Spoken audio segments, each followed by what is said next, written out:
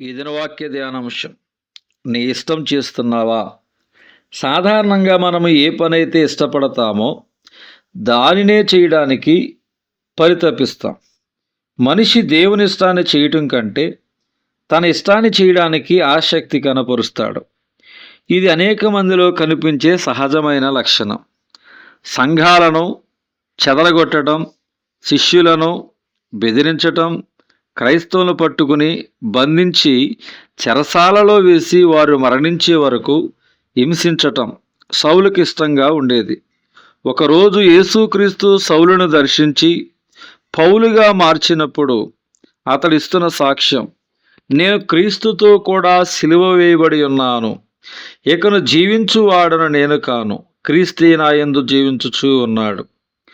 ఆ పాత సౌలు యొక్క ఇష్టములు, అతని కోరికలు, రోషము, కోపము, పౌరుషము, దూషణ ఏమయ్యాయి?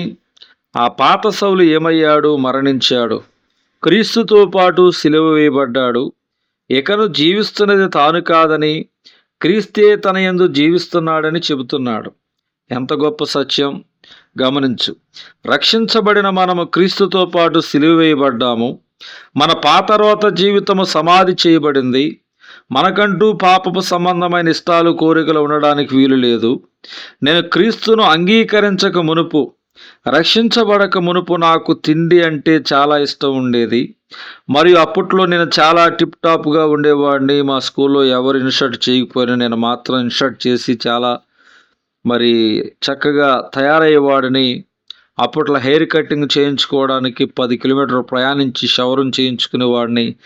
స్టైలిష్ బట్టలు వేసుకోవాలన్నా, చక్కగా తయారవ్వాలన్నా, తినడమన్నా నాకు ఎంతో ఇష్టంగా ఉండేది. కానీ నేను ఎప్పుడైతే క్రీస్తును నా సొంత రక్షకునిగా అంగీకరించి ప్రభు బిడ్డగా మారానో, ఎప్పుడైతే నేను ప్రభునే సేవించాలని, సేవ చేయాలని ఆశపడ్డానో, అప్పుడు నాకున్నటువంటి ప్రతి ఇష్టం దేవుడు నా నుంచి దూరం చేశాడని దైవజనులు అన్నారు. నేను నా జీవితాన్ని ప్రభువుకు సంపూర్ణంగా అంకితం చేసినప్పటికీ ఇప్పటి వరకు తిండి విషయంలో, సుఖభోగాల విషయంలో, బట్టల విషయంలో కానీ ఆసక్తి కనపరచలేదు.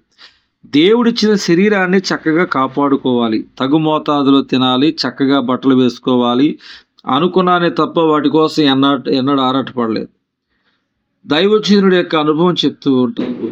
నాకు వివాహమైన చాలా సంవత్సరాలైంది, కానీ ఇప్పటి వరకు నాకు ఇష్టమైన కూర ఏమిటో నా భార్యకు కూడా తెలియదు. అంతగా దేవుడు నా ఇష్టాన్ని నా నుంచి తీసివేశాడు. మన ఇష్టాలని, కోరికలను సిలువేయాలి.